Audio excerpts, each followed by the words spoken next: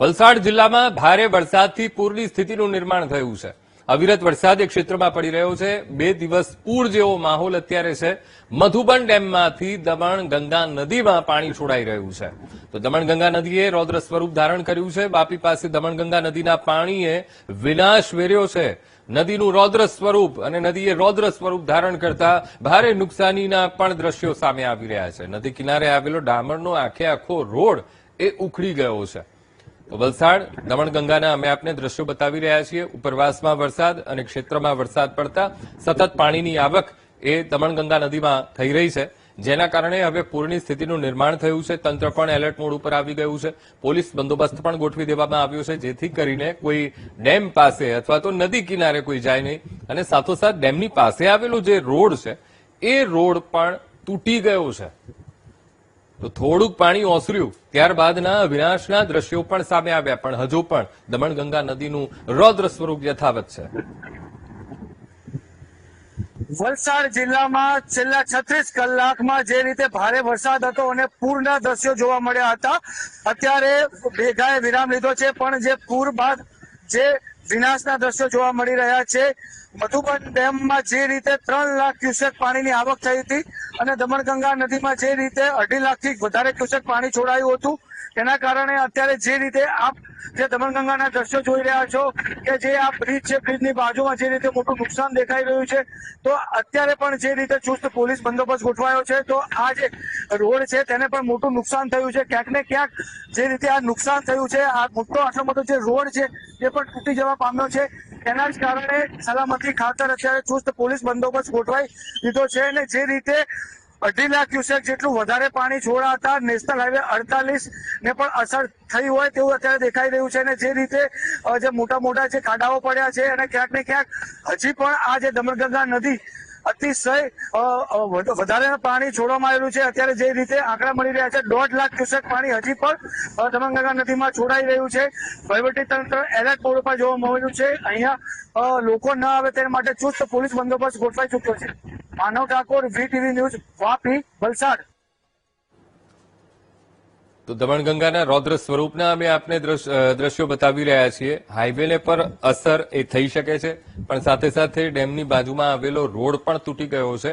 એટલો એ પ્રચંડ પાણીનો એ પ્રવાહ અને હજુ પણ 1.5 લાખ ક્યુસેક પાણી એ દમણગંગા નદીમાં છોડવામાં આવે તેવી પૂરેપૂરી શક્યતાઓ છે, કારણ કે ઉપરવાસમાં ભારે વરસાદ છે, ઉપરથી જ પાણીનો પ્રચંડ પ્રવાહ એ નદીમાં એ આવી રહ્યો છે, જેના કારણે હવે નદીમાં પાણી છોડવામાં આવી રહ્યું છે, કારણ કે ડેમની ક્ષમતા પણ એ હવે ડેમ પણ ઓવરફ્લો થઈ રહ્યો છે।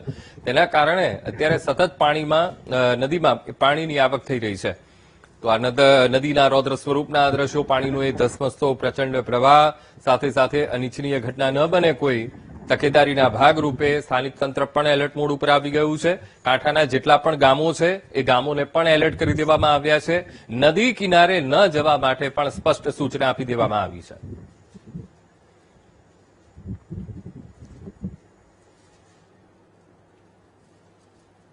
તો વલસાડ જિલ્લામાં ભારે વરસાદે વિનાશ વેર્યો અને કોલક નદી વલસાડ સહિત દમણમાં પણ નુકસાન વેર્યું છે। કોલક નદીએ દમણના પાથલિયા ચેકપોસ્ટ પાસે પાણીમાં આખો રોડ ધોવાઈ ગયો। કોલક નદીના ધસમસતા પ્રવાહે રોડને ભારે નુકસાન પહોંચાડ્યું છે। પાતળિયા ચેકપોસ્ટ પાસેના મુખ્ય રોડ એ ધોવાઈ ગયો છે, ત્યારે રોડ ધોવાણના આકાશી દ્રશ્યો એ સામે આવ્યા છે કે કેટલું નુકસાન આ રસ્તા પર થયું છે। વાપી પાસે કોલક નદી અને કોલક નદીમાં ભયાનક પૂર આવ્યું હતું અને હવે આ પૂર બાદના તબાહીના દ્રશ્યો, કેટલું નુકસાન એ થયું છે। રોડ આખો તૂટી ગયો છે, આખો રોડ એ ધસમસતા પાણીના પ્રવાહમાં એ ધોવાઈ ગયો છે।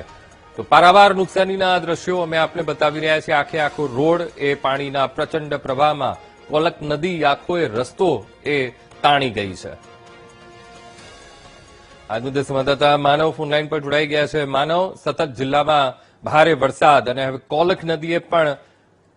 કોલક નદીનું પણ રૌદ્ર સ્વરૂપ અને ભારે નુકસાનીના દ્રશ્યો પણ સામે આવ્યા છે। માનવ, કેવી સ્થિતિ છે અત્યારે ચેકપોસ્ટ પાસે?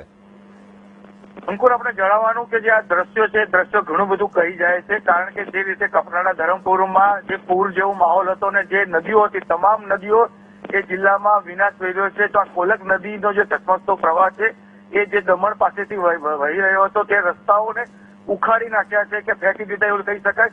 સ્થાનિક લોકોએ જણાવ્યું હતું કે આ રસ્તા પરથી 10 થી 12 ફૂટ જેટલા ભારે પાણી વહ્યા હતા અને તેના કારણે જે રસ્તો છે આખો ધોવાઈ ગયેલો.